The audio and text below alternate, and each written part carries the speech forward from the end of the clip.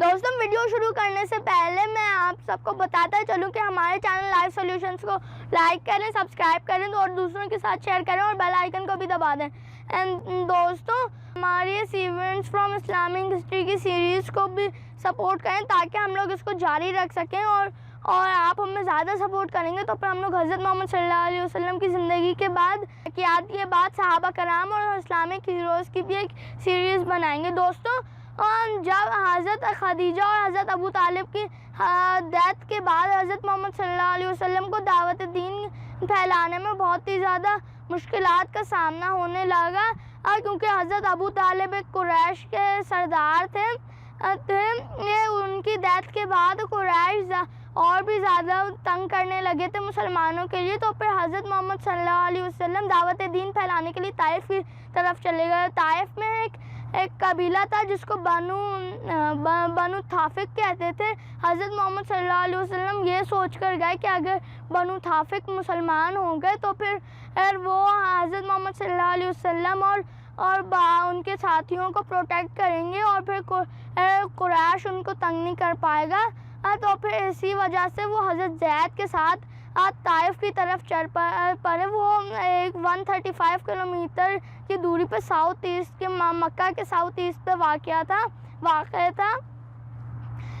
تو اس کے بعد جب وہ طائف میں انٹر ہوئے حضرت زید اور حضرت محمد صلی اللہ علیہ وسلم، کسی نے ان کو ویلکم نہیں کیا، اور پھر جب وہ سرداروں کے پاس دعوت دین لے کر گئے انہوں نے بہت ہی زیادہ گندی باتیں کہیں، اور پھر حضرت محمد صلی اللہ علیہ وسلم کے پیچھے گندے لوگوں کو لگا دیا، اور وہ لوگ حضرت محمد صلی اللہ علیہ وسلم کے اوپر پتھر پھینکتے۔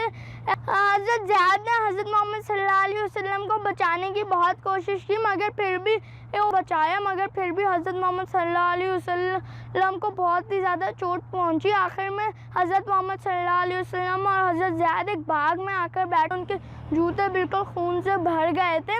حضرت محمد صلی اللہ علیہ وسلم اور حضرت زید ایک باغ میں آ کر بیٹھے۔ اس باغ کے مکان مالک دو بھائی تھے جن کو عتبہ اور شیبہ کہتے تھے، وہ قریش کے سردار بھی تھے۔ اپنے غلام سے کہا کہ تم جا کر ان کو تھوڑے سے انگور دے دو۔ جب وہ غلام وہاں پر گیا، حضرت محمد صلی اللہ علیہ وسلم حضرت زید سے حضرت یوسف اور حضرت یونس کی باتیں کر رہے تھے، تو پھر اس غلام نے پوچھا کہ آپ کو حضرت یونس کا کیسے پتہ؟ تو پھر انہوں نے کہا کہ حضرت یونس میری طرح ایک نبی تھے۔ تو پھر وہ غلام رونے لگا اور حضرت محمد صلی اللہ علیہ وسلم کا سر اور پاؤں چومنے لگا۔ پھر جب وہ غلام واپس آیا، عتبہ اور شیبہ نے پوچھا کہ تم ایسے اپنا دین مت چھوڑو، اپنے دین پر ہی رہو۔ اس کے بعد حضرت جبریل آیا اور پوچھا کہ جن لوگوں نے آپ کو تنگ کیا ہے، ہم لوگ طائف کے ارد گرد دو پہاڑ ان کو ایک ساتھ ملا کر ان کو طائف کے لوگوں کو تباہ کر سکتے ہیں۔ تو پھر حضرت محمد صلی اللہ علیہ وسلم نے اپنی رحم دلی کا اظہار کیا اور کہا کہ نہیں، ایسا مت کریں، اور اللہ سے دعا مانگی کہ انشاءاللہ ان لوگوں کی نسلیں مسلمان ہو جائیں گی، اور پھر اس کے بعد وہ واپس مکہ چلے گئے۔ تو دوستوں آپ کو آج کی ویڈیو کیسی لگی؟ اگر اچھی لگی تو اس کو لائک، سبسکرائب اور دوسروں کے ساتھ شیئر کریے گا۔ اب ہم لوگ اگلی ویڈیو میں ملیں گے، تب تک کے لیے اللہ حافظ۔